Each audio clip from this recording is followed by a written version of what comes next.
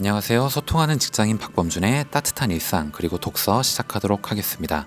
오늘도 역시 한상춘 경제자문위원, 논설위원이 쓴 책 또 다른 10년이 온다 라는 책에 대해서 얘기를 좀 드려보겠습니다.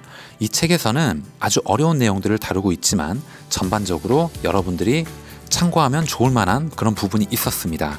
제4차 산업혁명을 맞아서 어떤 직업이 유망하고 어떤 직업을 장기적인 관점에서 바라봐야 할 것인지 이런 부분에 대해서 얘기하고 있는 부분이 있었는데 오늘도 연속적으로 2가지에서 3가지 정도 유망 업종에 대해서 말씀을 드리도록 하겠습니다. 혹시 주변에 대학 진학을 계획하고 있거나 취업을 계획하고 있는 동기, 선배, 후배, 동료들이 있다면 이 영상 꼭 공유 부탁드리겠습니다. 영상을 시작하기에 앞서 구독과 좋아요도 꼭 부탁드리겠습니다. 이 전 영상과 이 전전 영상을 통해 가지고 제4차 산업혁명에서 유망해질 직업군 탑10에 대해서 쭉 얘기를 드리고 있고요. 7가지를 공유를 먼저 드렸습니다. 내용을 보시지 않았다면 전 영상을 한번 참고 부탁드리고요. 오늘도 마지막으로 3개의 기술, 3개의 업종에 대해서 여러분들과 공유하는 시간을 가져보도록 하겠습니다. 이 기술들은 전반적으로 공과 계열, 이과 계열 쪽에서 좀 특화되어 있는 직업군이라고 보이고요. 개인적으로 인문학과 학생들은 이 내용에 대해서 좀 생소하거나 어려울 수도 있지만 이 업종을 크게 봤을 때는 여러분들이 분명히 일할 수 있는 이런 자리들이 충분히 있다라고 생각이 됩니다. 첫 번째는 웨어러블 사업이라고 얘기를 하고 있습니다. 이것은 말 그대로 시계, 안경, 의복, 신체에 착용하거나 부착해 사용할 수 있는 전자기기를 말한다라고 얘기를 합니다. 1960년에서 1970년대에 미국의 HP 아시죠? 휴렛패커드에서 개발한 손목시계 겸 계산기가 시초다라고 얘기를 하고 있습니다. 이쪽에 손목시계에 계산기를 이렇게 넣어놨나 보네요.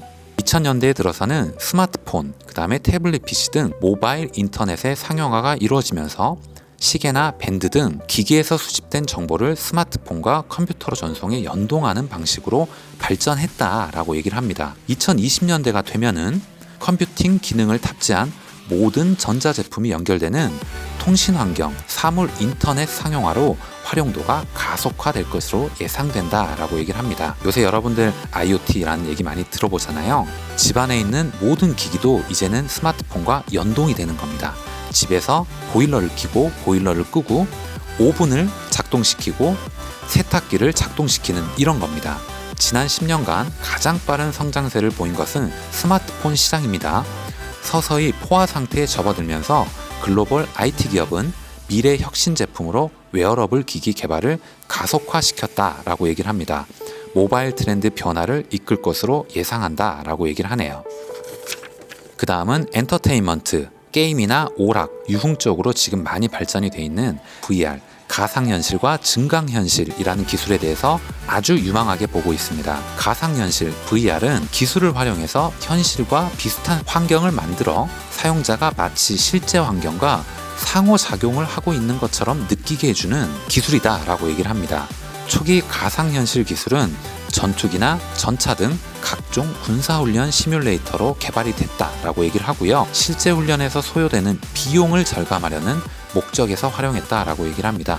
아무래도 전쟁에서는 많은 기기가 투입이 되고 가장 중요한 인간이 들어가게 돼 있잖아요. 그러니까 그런 것들에 대해서 효율적으로 활용하고자 개발된 기술이다라고 얘기를 합니다. 현재까지 개발된 가상현실 기기는 크게 스마트폰 연동, 게임 콘솔 연동 이런 형태로 구분이 된다라고 얘기를 합니다. 일상과 가상을 결합한 증강현실, 실현 가능성에 대한 관심도도 뜨거운 가운데 빠른 속도로 각 가정에 파고들고 있다라고 얘기를 합니다.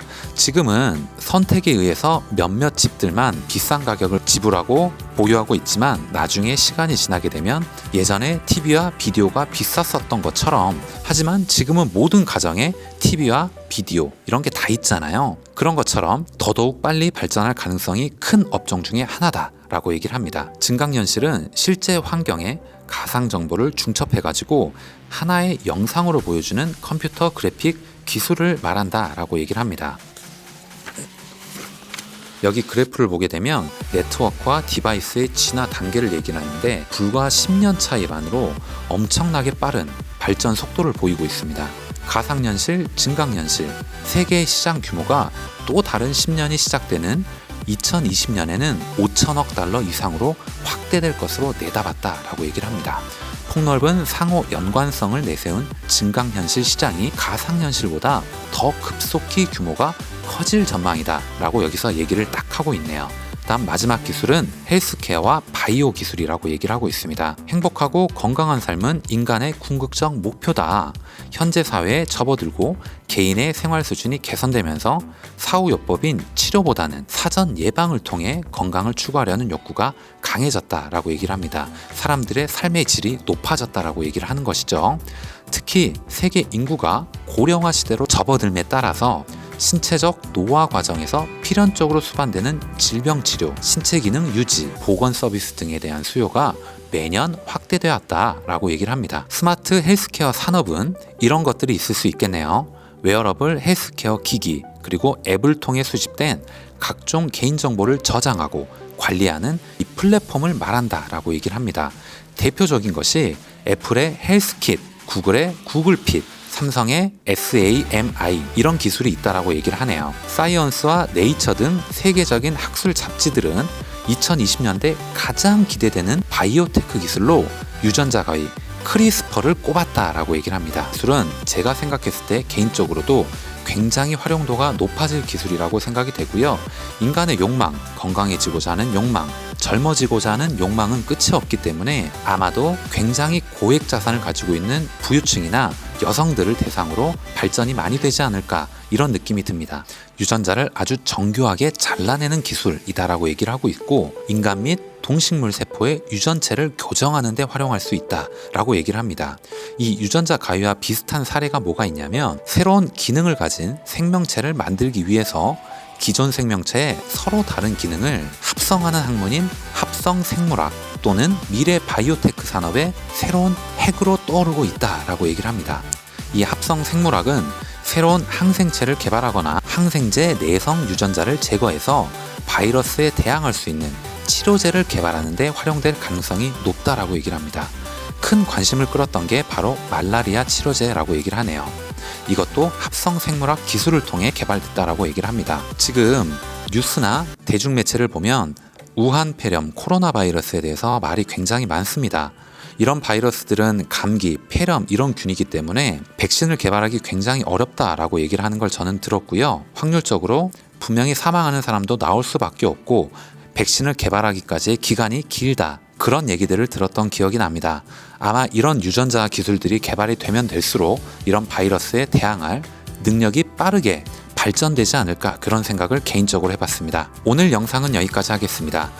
주변에 지인분들께서 취업을 준비하고 있거나 대학 진학을 계획하고 있는 분이 있다면 이 영상을 꼭 공유 부탁드리겠고요. 오늘은 3가지 기술에 대해서 말씀을 드려봤습니다. 하나는 우리가 입을 수 있는 의복이나 시계, 안경 등의 전자기기를 연결할 수 있는 웨어러블이라는 기술에 대해서 말씀을 좀 드려봤고요. 스마트폰 시장이 엄청나게 커진 것처럼 이 IoT 시장도 엄청나게 빠른 속도로 커질 가능성이 있다.